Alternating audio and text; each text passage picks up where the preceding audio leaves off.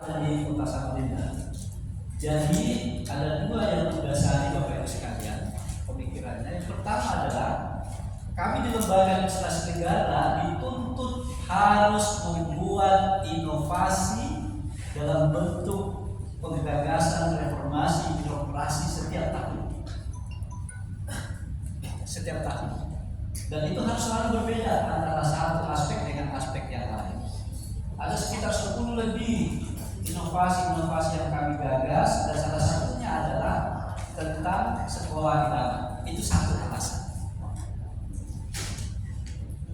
Tahun lalu untuk Kota Samarinda, tahun ini kami akan bantu juga Kota Balikpapan untuk sekolah agama. Tadi saya sudah WA juga dengan kepala dinasnya bahwa kami sudah sosialisasi lagi di sini. Bulan ini minggu depan juga di Samarinda, tapi sudah langsung action. Itu satu alasan. Alasan yang kedua adalah kami selama ini menyelenggarakan pelatihan revolusi mental untuk para ASN, untuk membangun karakter, membangun perilaku. Satu. Juga ada pelatihan tentang kepemimpinan yang fokusnya adalah membuat kreativitas dan inovasi bagi setiap pemimpin di birokrasi. Menurut kami dan berdasarkan hasil evaluasi masukan para peserta, dua pelatihan ini menjadi sebuah idola. Revolusi mental dan kepemimpinan, pelatihan kepemimpinan. Nah, kami berpikir dua aspek ini perlu juga disampaikan di dunia pendidikan, termasuk di dalamnya adalah sekolah. Kami mulai mensosialisasikan. Jadi dasarnya sebenarnya sekolah idaman ini adalah menyampaikan dua aspek penting ini dan dirangkum dalam sebuah sistem. Itulah yang disebut dengan sekolah idaman dalam bentuk workshop, tetapi sekaligus ada action yang real yang harus dilaksanakan oleh tenaga pendidik. Jadi dasarnya dari situ, Pak.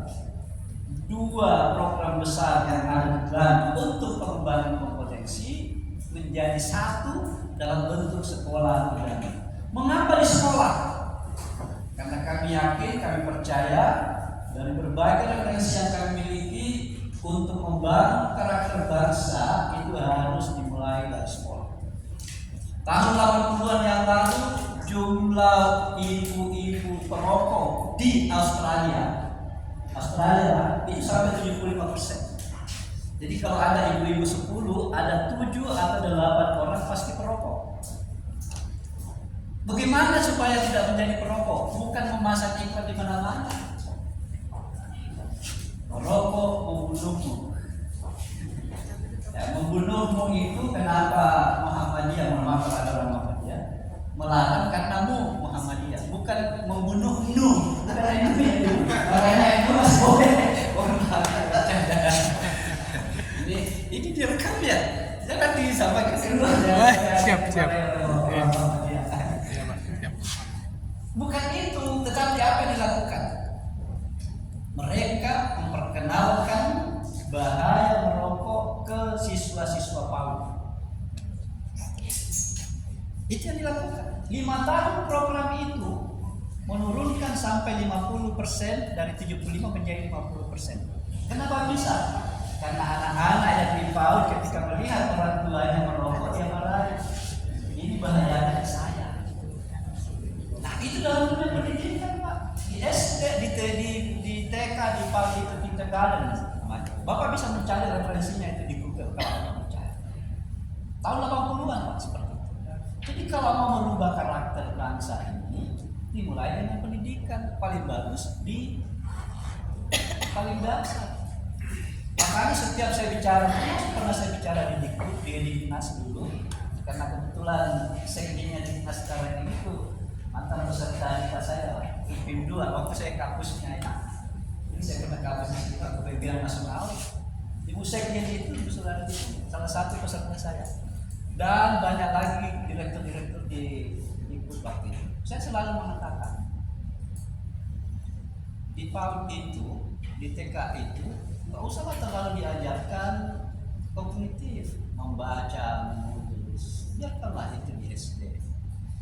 dibangun di taman kanak-kanak itu perilaku, karakter, menghargai antara satu dengan yang lain. Saya mengatakan seperti itu. Buktinya di mana? Ada nggak referensinya? Ada. Jepang juga begitu. Membangun kejujuran, membangun saling menghargai, berinteraksi. Ya, jadi aspek karakter di sini. Nah, itu sekedar pengantar mengapa itu kita lakukan. Nah, sekarang mudah-mudahan cukup kalau 3 menit. Kalau lewat sini apa ya? Nah, sekolah idaman itu apa? Kami mencoba mendefinisikan sekolah idaman itu adalah sekolah yang memiliki daya saing tinggi. Selain itu juga unggul. Tadi sudah ada sekolah unggulan, sekolah ini. Tapi kami mencoba meramu daya saing tinggi, unggul, dan berkarakter. Ini harus dibarengi dengan karakter. Kenapa harus berkarakter, Bapak Ibu sekalian? Tantangan kita ke depan ini aspek karakter bagi peserta. Kalau nanti saya akan memperlihatkan, cuma nggak ada di slide-nya. Dalam revolusi education 4.0 itu salah satu karakternya adalah, salah satu cirinya adalah peserta didik bisa belajar di mana saja dan kapan saja. Kalau semuanya akan seperti itu, maka mungkin pengetahuannya bagus, kognitifnya bagus, tapi aspek afektifnya boleh jadi dipertanyakan kalau tidak memiliki karakter.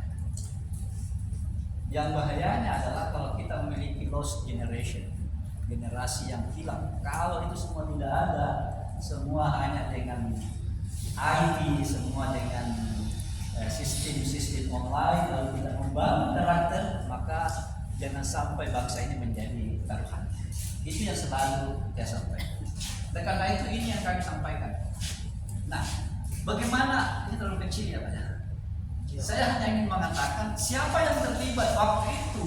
Kami hanya berpikir yang terlibat itu kepala sekolah, guru, pegawai, baik di SMP, SMA, semua. Mohon maaf, nanti ke depan ini bisa lebih luas lagi termasuk para komite sekolah. Ya. Intinya adalah berupa workshop. Kami memberikan itu informasi tentang bagaimana menjadi reformer, bagaimana memiliki karakter yang bagus dengan merubah mental yang ada. Itu yang akan kita sampaikan.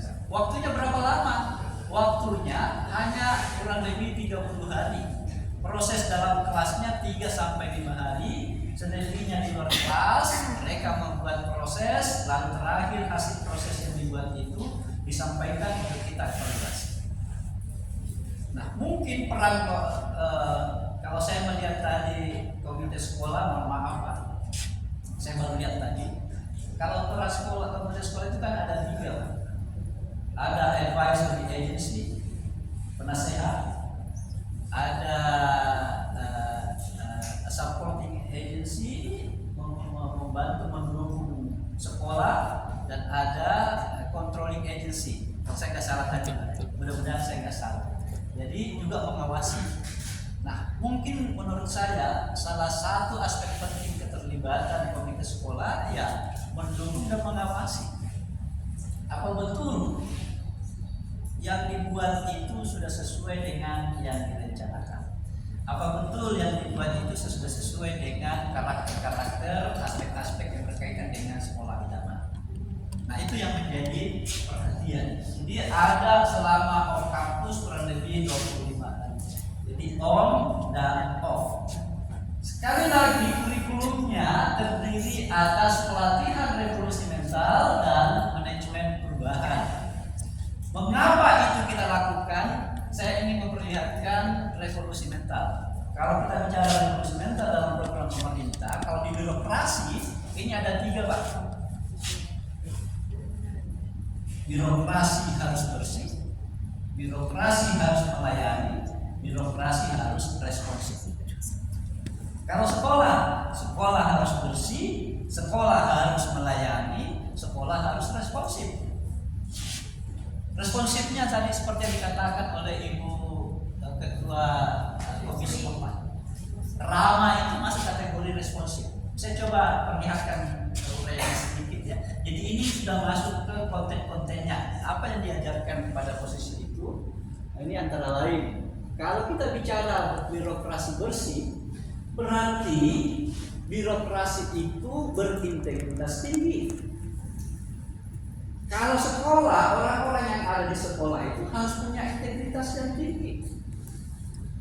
Itu yang kita harus gali, kita harus internalisasi kepada peserta sekolah idaman. Apalagi berdaya tahan tinggi, anti korupsi, ya. Dan ini tantangan terberat nih Pak. Kalau mau betul-betul fokus ke situ, ini baru satu aspek di budaya bersih. Apalagi yang penting, kepemimpinan yang kolaboratif. Kepala sekolah, guru-guru, dengan komite sekolah itu harus punya kolaborasi yang bagus. Nggak boleh dalam sekolah itu ada satu one man show. Meskipun dia kepala sekolah nggak bisa menjadi one man show. Dia sendiri segalanya, nggak bisa. Harus kolaboratif. Zamannya sekarang bukan lagi zaman seperti itu. Zaman sekarang adalah zaman kolaboratif. Karena semua kita bisa mendapatkan sesuatu, mendapatkan pengetahuan, mendapatkan ilmu, mendapatkan apa dengan cara kita. Boleh jadi saya bisa belajar lewat Google, bisa belajar lewat berbagai media-media, yang lain juga bisa. Sehingga belum tentu apa yang dianggap benar itu benar bagi semua orang. Oleh karena itu kolaboratif itu menjadi penting. Apalagi disebut bersih, bebas penyalahgunaan wewenang, demokratis dan partisipatif. Kalau sekolah bisa seperti ini, maka itu bisa dikatakan sekolah bersih. Itu yang kita harapkan. Nah, siapa yang harus terlibat dalam mewujudkan ini? Semua unsur di dalam pendidikan ini. Itu baru satu, baru bersih. Bagaimana dengan melayani? Nah, melayani. Salah satu aspek penting yang kami introduce di dalam sekolah idaman itu adalah bahwa sekolah itu harus ada prinsip melayani. Birokrasi yang melayani. Gimana itu? Senang melayani, berempati tinggi. Ini kalau kita bicara sekolah, kalau ada orang tua siswa, orang tua murid datang, itu jangan dibiarkan dia bertanya sendiri. Kalau menurut konsepnya, gimana caranya? Ada orang yang datang menyapa lebih dulu. Selamat pagi Pak, ada yang bisa kami bantu. Itu baru namanya berempati tinggi. Kadang-kadang kalau kita masuk kita di sekolah ya, misalnya di kantor kelurahan dulu kita masuk, nggak tahu kita menuju di mana, nggak ada yang menyapa. Nanti kita bertanya, baru ada yang menyapa. Ya enggak? Itu belum melayani tuh. Coba lihat kalau kita masuk ke ke bank atau Indomaret, dibukakan pintu enggak? Selamat pagi Pak, selamat datang. Senang nggak kalau gitu? Bukan hanya bawa duit. Itu karena belum masuk ke dalam mentalnya. Mohon maaf kalau boleh saya cerita sedikit aja ya. Ini pengalaman pribadi. Pernah suatu saat saya di Amerika cari buku di kampus, perpustakaannya besar sekali, lebih besar dari ini sampai 7 lantai. Itu di Nottingham University. Ya. Saya cari buku itu nggak ada. Di dalam perpustakaan itu ada toko buku yang khusus menjual, karena di sana itu nggak boleh fotokopi buku Pak. Tidak ada hak untuk mengkopi buku. Kalau ada yang ketahuan dendanya lebih berat. Kalau Indonesia kan gampang aja. Maaf. Oh, bukan di sini, jika di sini di Indonesia bagian sana lah. Orangnya saya di sini. Nggak boleh. Akhirnya saya cari buku di toko buku itu. Pelayannya bilang begini. Karena kami sudah kenalan, Aswan, we don't have here, but I can find you somewhere around Illinois ini. Di sini nggak ada, tapi saya bisa mencarikan di sebuah tempat sekitar sini. Saya bilang oke, if you don't mind, kalau nggak keberatan silakan. Dia carikan saya di internet, dia dapatnya di Chicago. Chicago itu sekitar 3-4 jam. Ya sama dengan Bontang lah dengan sini. Tapi jalannya dia bagus dan lurus. Mulus dan lurus. Nah, dia bilang begini, ini contoh melayaninya Bapak Ibu sekalian. Saya betul-betul ingin menanamkan ini. Ini baru contoh aja, di dalam pelajaran selalu saya tanamkan. Dia bilang, Aswad ini ada, harganya sekian, 2 hari lagi baru datang. Saya bilang begini, tidak usah repot-repot, kalau ada di sana, nanti saya telepon sendiri. Kasih saya nomor teleponnya. Apa yang dia katakan ke saya Bapak Ibu sekalian? Perempuan, pelayan di toko buku, ya. Tapi dia pegawai kampus. Apa dia katakan? Aswad, I'm here because of you. Saya masih ingat itu kata-kata. Aswad, saya ada di sini karena Anda ada. Coba bayangkan. Kalau kita main itu dia katakan begini. Kalau tidak ada orang yang datang untuk saya layani, maka saya tidak akan berada di sini. Boleh jadi saya tidak jadi pegawai. Itu betul-betul mendalamnya itu. Saya masih ingat itu kata-katanya. Betapa bahagianya mereka dengan memberikan layanan itu. I'm here because of you. Itu yang disebut berempati tinggi sedang melayani. Apalagi cerita kerjasama jaringan yang luas, berorientasi pada stakeholder. Siapa stakeholdersnya? Sekolah, orang tua siswa itu sendiri, orang yang ada di lingkungannya, itu semua adalah stakeholdersnya.